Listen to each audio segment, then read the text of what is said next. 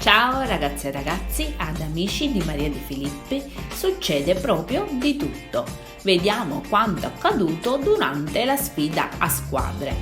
È il momento dell'esibizione di Javier, il preferito della maestra Alessandra Celentano.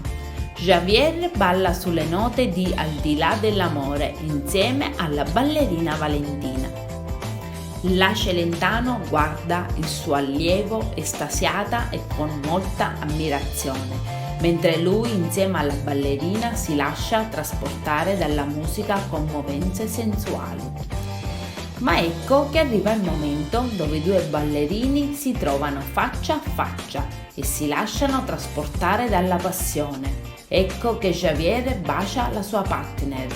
Bacio inaspettato o previsto dalla coreografia? La Celentano sorride e lo guarda con gli occhi a cuoricino, tanto che Maria le fa una domanda specifica: come vanno gli ormoni, Alessandra? La Celentano replica che degli ormoni non gliene frega niente, Javier si può permettere di fare qualsiasi cosa e oltre che a essere un bravo ballerino gli piace perché è un artista.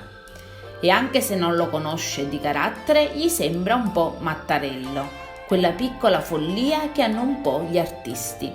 Insomma, gli piace proprio tutto di lui. E voi cosa ne pensate di Javier? È davvero il miglior ballerino della scuola? Commentate. Io adesso vi saluto e al prossimo video. Bye bye!